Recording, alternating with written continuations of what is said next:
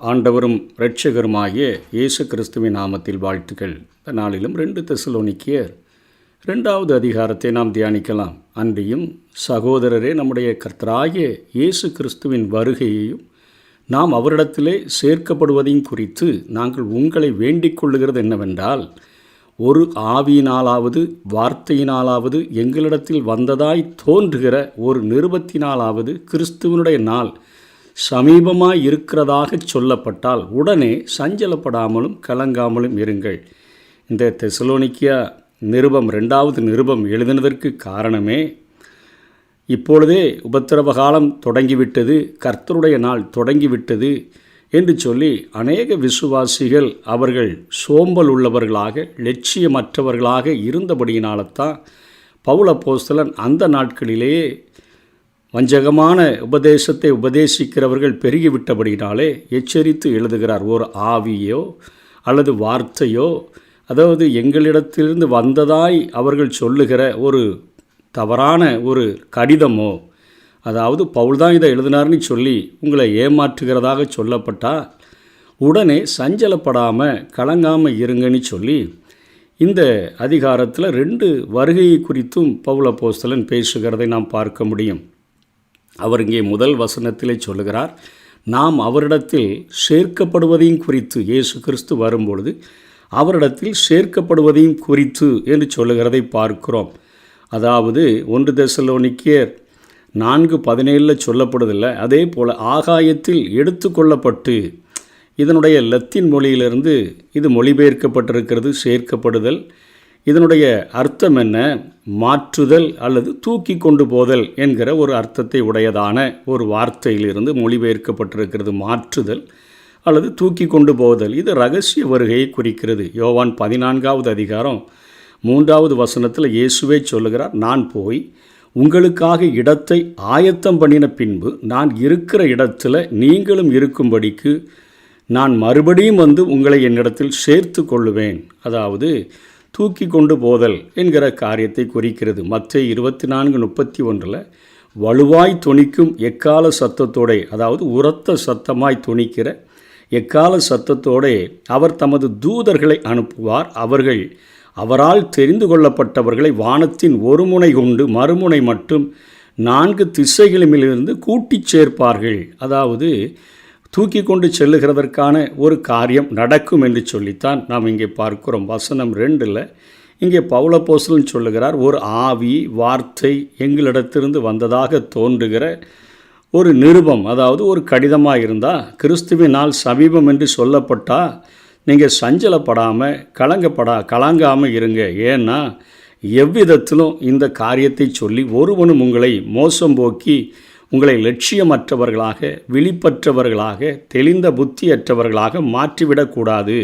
ஏன்னா இதற்கு முன்பாக விசுவாச துரோகம் முந்தி நேரிட்டு கேட்டின் மகனாகிய பாவ மனுஷன் வெளிப்பட்டால் ஒழிய அந்த நாள் வராது. அதாவது பாவ மனுஷன் என்று சொல்லுகிறது இங்கே அந்தி கிறிஸ்துவை குறிக்கிறது.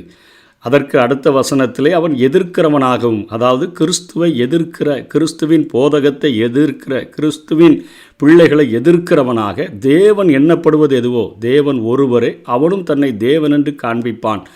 ஆராதிக்கப்படுவது எதுவோ அவரே ஆராதிக்கப்படத்தக்கவர், அவன் தன்னை ஆராதிக்கிறதற்கென்று தன்னை உயர்த்துவான். அவை எல்லாவற்றிற்கும் மேலாக தன்னை உயர்த்துகிறவனாக, தேவனுக்கு மேலாக ஆராதனைகளுக்கு மேலாக தன்னை உயர்த்துகிறவனாக, தேவனுடைய ஆலயத்தில் தேவன் போல உட்கார்ந்து தன்னைத்தான் தேவன் என்று காண்பிக்கிறவனாயும் இருப்பான். அதுதான் கர்த்தருடைய நாள். உபத்திரவ காலம் தொடங்கிட்டுன்னு அர்த்தம். முழு உலகத்தையும் ஆளுகிற ஒரு அந்தி கிறிஸ்து வெளிப்படுவான். அது வரைக்கும் நீங்கள் சஞ்சலப்படாமல் கலங்காமல் இருங்க. அவன் வெளிப்படுகிறதுக்கு முந்தின நாளில் நீங்கள் அங்கே மத்திய ஆகாயத்தில் நீங்கள் எடுத்துக்கொள்ளப்படுவீர்கள் என்று சொல்லித்தான் இங்கே பவுல் அப்போஸ்தலன் பேசுகிறார். நான் உங்களிடத்தில் இருந்தபோது இவைகளை சொன்னது உங்களுக்கு ஞாபகம் இல்லையா? அதாவது கொஞ்ச நாள் தான் அங்கே தெசலோனிக்கா பட்டணத்தில் ஊழியம் செஞ்சிருக்கிறார். அப்போவே இந்த அந்தி கிறிஸ்துவை பற்றி அங்கே சொல்லி கொடுத்து விட்டார். அவ்வளவு தெளிவாக சத்தியத்தை போதிக்கிற பவுல் அப்போஸ்தலன் சொல்லுகிறார், அவன் தன் காலத்திலே வெளிப்படும்படிக்கு இப்பொழுது அவனை தடை செய்கிறது இன்னதென்றும் அறிந்திருக்கிறீர்கள். அக்கிரமத்தின் இரகசியம் இப்பொழுதே கிரியை செய்கிறது, ஆனாலும் தடை செய்கிறவன் நடுவிலிருந்து நீக்கப்படும் முன்னே அந்த நாள் அது வெளிப்படாது என்று சொல்லப்படுகிறது. அதாவது அக்கிரமத்தின் இரகசியம் என்கிறது ஆண்டவருக்கு விரோதமாய் ஜனங்களை தூண்டிவிடுகிற காரியங்கள். அதாவது ஆதியிலே முதல் மனிதனிடத்திலேயே ஆதாம் ஏவாள் இடத்திலேயே சத்ருவானவன் இந்த காரியத்தை வெளிப்படுத்தி விட்டான். அதற்கு பின்பாக மனுக்குலமானது தேவனை விட்டு விரோதமாக தேவனுக்கு பிரிந்து போகிற காரியத்தையே செய்து கொண்டே இருக்கிறது. முதல் மனிதன் எப்படி தேவனுக்கு விரோதமாக தேவனை விட்டு பிரிந்து போக விரும்பினானோ அதே போலத்தான் இன்றைக்கு வரைக்கும் உலகம் இருக்கிறது. அதாவது தன்னுடைய சொந்த ஜனமாக தெரிந்து கொண்டாரே அந்த ஜனங்களே அதே காரியத்தை தான் அவர்கள் முதல் மனிதன் என்ன செய்தானோ அதே காரியத்தை தான் அவர்கள் திரும்ப செய்ய ஆரம்பித்து விட்டார்கள். உபாகமம் 9வது அதிகாரம் 7ஆம் வசனத்தில், நீ வனாந்தரத்தில் உன் தேவனாகிய கர்த்தருக்கு கடும் கோபம் உண்டாக்கினதை நினை, அதை மறவாயாக. நீ எகிப்து தேசத்திலிருந்து புறப்பட்ட நாள் முதல் இவ்விடத்தில் வந்து சேரு மட்டும் கர்த்தருக்கு விரோதமாய் கலகம் பண்ணினீர்கள் என்று தான் அங்கே மோசே அவர்களுக்கு சொல்லுகிறார். உபாகமம் 9வது அதிகாரம் 24வது வசனத்தில், நான் உங்களை அறிந்த நாள் முதற்கொண்டு நீங்கள் கர்த்தருக்கு விரோதமாக கலகம் பண்ணுகிறவர்களாய் இருந்தீர்கள். இதுதான் இன்றைக்கும் ஜனங்களுடைய காரியமாக இருக்கிறது. சங்கீதக்காரன் கூட தன்னுடைய சங்கீத புத்தகத்திலே அவன் எழுதுகிறான். 106வது சங்கீதத்தில் 43வது வசனத்திலும் இந்த காரியமானது எழுதப்பட்டிருக்கிறதை நாம் பார்க்க முடியும். அதாவது அநேக தரம் அவர்களை விடுவித்தார், அவர்களோ தங்கள் யோசனையினால் அவருக்கு விரோதமாய் கலகம் பண்ணி தங்களுடைய அக்கிரமத்தினால் சிறுமைப்படுத்தப்பட்டார்கள் என்று சொல்லித்தான் நாம் பார்க்கிறோம்.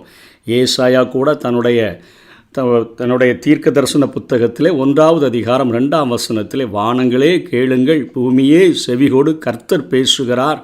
நான் பிள்ளைகளை வளர்த்து ஆதரித்தேன், அவர்களோ எனக்கு விரோதமாய் கலகம் பண்ணினார்கள். அக்கிரமத்தினுடைய அந்த இரகசியமானது வெளிப்பட்டிருக்கிறபடினாலே அந்த நாட்களிலிருந்து இந்த நாட்கள் வரையிலும் ஆண்டவருக்கு விரோதமான பாவங்கள் தொடர்ந்து செய்யப்பட்டு கொண்டே இருக்கிறது. ஆனால் தடை செய்கிற ஒரு காரியம் இருக்கிறது. இதை அநேக வேத ஆராய்ச்சியாளர்கள் இது பரிசுத்த ஆவியானவர் என்று சொல்லுகிறார். ஆண்டவருடைய, அதாவது சகல ஜனங்களுக்கும் இயேசு கிறிஸ்து அறிவிக்கப்பட்ட பிறகுதான் முடிவு வரும் என்று சொல்லப்பட்டிருக்கிறதே. ஆகவே கர்த்தருடைய வல்லமை அது தூதர் மூலமாகவோ யார் மூலமாகவோ நமக்கு தெளிவாக பவுல் இதை சொல்லிக் கொடுக்காவிட்டாலும், ஆனால் ஒரு தடை செய்கிற ஒரு பவர், ஒரு வல்லமை இருக்கிறது. தடை செய்கிறவன் நடுவிலிருந்து நீக்கப்படும் முன்னே அது வெளிப்படாது. இதை அநேக ஆண்டவருடைய பிள்ளைகள் சொல்கிறார்கள், ஒரு தேவதூதனாக இருக்கலாம் என்று சொல்லி. அக்கிரமத்தின் இரகசியம் இப்பொழுதே கிரியை செய்கிறது. ஆதி முதல் மனிதனிலிருந்து இன்றைக்கு நாம் வாழ்கிற நாட்கள் வரையிலும் அவைகள் கிரியை செய்து கொண்டிருக்கிறது. அது நீக்கப்படும் பொழுது அந்த அக்கிரமக்காரன் வெளிப்படுவான். இன்றைக்கு அந்த அக்கிரமக்காரன் ரகசியமாக இருக்கிறான்னு சொன்னாலே இன்றைக்கு அந்தி கிறிஸ்து தனது ஆட்சிக்கான எல்லா விதமான அடிப்படை காரியங்களையும் செய்ய ஆரம்பித்து விட்டான். எப்படி வெளிப்படுத்தல் புத்தகத்தில் 666 இதை புத்தி உள்ளவன் கணக்கு பார்த்து கொள்ள கடவன், மற்ற டிரான்ஸ்லேஷனில் கூட்டி பார்த்து கொள்ள கடவன். 18 இலக்கமுடைய மக்கள் தொகை வருகின்ற பொழுது அந்த மக்கள் தொகைத்தான் ஒவ்வொரு மனிதனுடைய நம்பராக. இன்றைக்கு எப்படி ஒரு ஒரு நமக்கு பதிக்கப்பட்ட கார்டுகள் கொடுக்கப்படுகிறதோ, அன்றைக்கு வெறும் சிப்பையை, ஒரு நெல் சைஸில் உள்ள ஒரு சிப்பையே வலது கைகளிலோ அல்லது நெற்றிகளிலோ செலுத்தும் பொழுது மாத்திரமே விற்கவும் கொள்ளவும் முடியும். அது சிறியோர் பெரியோர் எல்லாருக்கும் கொடுக்கப்படும் என்று சொல்லி வெளிப்படுத்தல் புத்தகத்திலே நாம் பார்க்கிறோம். அதற்கு முன்னமே கிறிஸ்துவினுடைய சபை எடுத்துக்கொள்ளப்படும் என்கிற காரியமானது அங்கே முதல் எடுத்துக்கொள்ளப்பட்ட அடுத்த நாளிலிருந்தே சத்ரு முற்றிலுமாக வெளிப்பட ஆரம்பித்து விடுவான்.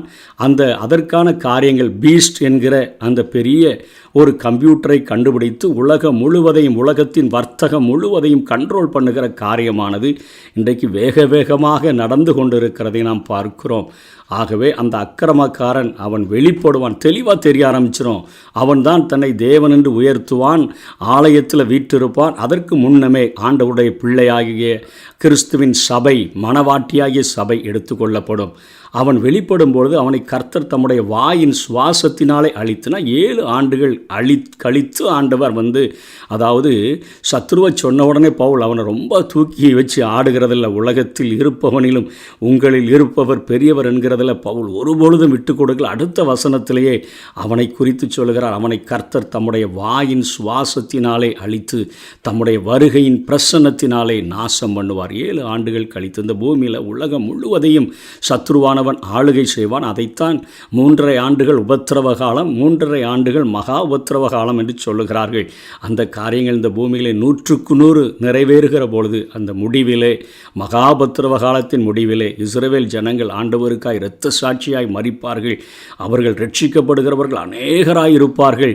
அங்கே விசுவாச துரோகம் முந்தி நேரிட்டு என்கிற காரியத்தை முதல்ல 3.5 ஆண்டுகள் ஒருவேளை இவன்தான் மேசியாவோ என்று பின்பற்றுவார்கள். அதற்கு பின்பாக இவனை கண்டுபிடித்து விடுவார்கள். அந்த நாட்களில் அவர்கள் அவ்வளோ வைராக்கியமாக ஆண்டவருக்கென்று மரிக்கிற அந்த முடிவிலே தான் ஆண்டவர் அங்கே வருகையின் பிரசன்னத்தினாலே நாசம் பண்ணுவார். அந்த அக்கிரமக்காரனுடைய வருகை சாத்தானுடைய செயலின்படி சகல வல்லமையோடும் அடையாளங்களோடும் பொய்யான அற்புதங்கள் எகிப்திலேயே செய்யப்பட்டன. ஆகவே சத்ருவானவன் அத்தனையாய் மனிதர்களை வஞ்சிக்கிற காரியங்களை செய்வான். கெட்டு போகிறவர்களுக்குள்ளே அநீதியினால் உண்டாகும் சகலவித வஞ்சகத்தோடும் இருக்கும். ரட்சிக்கப்படத்தக்கதாக சத்தியத்தின் மேலுள்ள அன்பை அவர்கள் அங்கீகரியாமல் போனபடியினால் அப்படி நடக்கும். கெட்டு போகிறவர்களுக்குள்ளே, இந்த உலகத்தில் இருளில் இருக்கிறவர்கள், பாவம் செய்கிறவர்கள் வெளிச்சத்தினிடத்திற்கு வர விரும்புகிறதில்லை. அந்த காலத்திலேயே இருந்து ஒளிப்படத்திலேயே தங்களுடைய கிரியைகளை செய்ய விரும்புகிறார்கள். சத்தியத்தின் மேலுள்ள அன்பு, வசனத்தின் மேலுள்ள அன்பு, சுவிசேஷத்தின் உள்ள அன்பு, அவர்கள் அதை அங்கீகரிக்காமல் போனபடினால ஆண்டவர் அவர்களை அப்படியே அந்த பொய்யான அற்புதங்களை நம்பும்படியாய், சத்ருவினுடைய அடையாளங்களை நம்பும்படியாய் ஆண்டவர் விட்டு கொடுத்து விடுவார் என்று, வஞ்சிக்கப்பட்டு விடுவார்கள் என்று பவுல் எழுதுகிறார். ஆகையால் சத்தியத்தை விசுவாசியாமல் அநீதியில் பிரியப்படுகிற யாவரும் ஆக்கினைக்குள்ளாக்கப்படும்படிக்கு, அதாவது ஆண்டவராகிய இயேசு கிறிஸ்து பகிரங்கமாக 2வது வருகையில் வருகிறாரே, அந்த நாளில் அங்கே அவர்கள் ஆக்கினைக்குள்ளாக என்பது நித்திய தண்டனைக்குள்ளாக நரகத்திற்கென்று அவர்கள் தள்ளப்படுவார்கள். அவர்கள் பொய்யை விசுவாசிக்கத்தக்கதாய் கொடிய வஞ்சகத்தை தேவன் அவர்களுக்குள்ளே அனுப்புவார். இதைத்தான் பவுல் எழுதுகிறார். கொடிய வஞ்சகம், பொய்யை விசுவாசிக்கத்தக்கதாக. இன்றைக்கும் பார்க்கிறோம், உண்டாக்கின தேவனை மறந்து எதையோ வணங்குகிற ஜனங்களை நாம் பார்த்து கொண்டிருக்கிறோம். அந்த காரியங்கள் பொய்யை விசுவாசிக்கத்தக்கதாக கொடிய வஞ்சகம், ஏமாற்றப்பட்டு வஞ்சகத்தினாலே வஞ்சிக்கப்பட்டு போய்விடுவார்கள் என்று சொல்லி இங்கே பவுல் எழுதுகிறார். கர்த்தருக்கு பிரியமான சகோதரரே, நீங்கள் ஆவியினாலே பரிசுத்தமாக்கப்படுகிறதினாலும் சத்தியத்தை விசுவாசிக்கிறதினாலும் ரட்சிப்படையும்படி ஆதி முதல் தேவன் உங்களை தெரிந்து கொண்டபடியினாலே நாங்கள் உங்களை குறித்து எப்பொழுதும் தேவனை ஸ்தோத்தரிக்க கடனாளிகளாக இருக்கிறோம். நீங்கள் நம்முடைய கர்த்தராகிய இயேசு கிறிஸ்துவின் மகிமையை அடையும் பொருட்டாக எங்கள் சுவிசேஷத்தினாலே அந்த ரட்சிப்புக்கு அவர் உங்களை அழைத்தார். மகிமையடையும் பொருட்டாக ஆண்டவருடைய வசனத்தை, சுவிசேஷத்தை விசுவாசித்தவர்களுக்கும் சுவிசேஷத்தை விசுவாசியாதவர்களுக்கும் உள்ள அந்த வித்தியாசத்தை சொல்லுகிறார். சுவிசேஷத்தை விசுவாசித்து வசனத்தை ஏற்றுக்கொண்டவர்கள் நித்திய மகிமை என்பது பரலோக ராஜ்ய வாழ்வை அடைவார்கள். அதற்குத்தான், அந்த ரட்சிப்புக்கு தான் தேவன் உங்களை அழைத்தார். ஆகையால் சகோதரரை, நீங்கள் நிலை கொண்டு, இந்த சத்தியத்தில் நிலை கொண்டு, வார்த்தையினாலாவது நிருபத்தினாலாவது நாங்கள் உங்களுக்கு உபதேசித்த முறைமைகளை நீங்கள் கை கொண்டு வாழுங்க. எப்படி இருக்கணும், எப்படி பரலோகத்துக்கு எடுத்து செல்லப்படுகிறதற்கு, நித்திய மகிமை அடைகிறதற்கு எப்படிப்பட்ட வாழ்க்கையை வாழணும்னு சொல்லி நாங்கள் உபதேசித்த முறைகளை மாத்திரம் நீங்கள் கை கொள்ளுங்கள். நம்முடைய கர்த்தராகிய இயேசு கிறிஸ்துவும் நம்மிடத்தில் அன்பு கூர்ந்து நித்திய ஆறுதலையும் நல் நம்பிக்கையும் கிருபையாய் நமக்கு கொடுத்திருக்கிற நம்முடைய பிதாவாகிய தேவனும், அதாவது கர்த்தராகிய இயேசு கிறிஸ்து நமக்கு ரட்சிப்படையும்படி தன்னுடைய சொந்த இரத்தத்தையே சிந்தியிருக்கிறார். பிதாவானவர் நம்மிடத்தில் அன்பு கூர்ந்து நித்திய ஆறுதல், நல் நம்பிக்கை, கிருபையாய் நமக்கு கொடுத்திருக்கிற நம்முடைய பிதா, அதாவது நம்ம ஏதோ பெரிய புண்ணியம் செஞ்சதுனால இந்த நித்திய ஆறுதல் கிடைக்கல, நல்ல நம்பிக்கை கிடைக்கல. தேவன் நம்மிடத்தில் அன்பு கூர்ந்தபடியினால், கிருபையாய் தகுதியற்ற என்னையும் அவர் நேசித்தபடியினால அவர்னால இது கிடைக்குது. உங்கள் இருதயங்களை தேற்றி, இந்த உலகத்தில் எத்தனை ஆறுதல்கள் கிடைத்தாலும் தேவன் தேற்றுகிற ஆறுதலை போல ஒரு ஆறுதல் இருக்க போறதில்லை.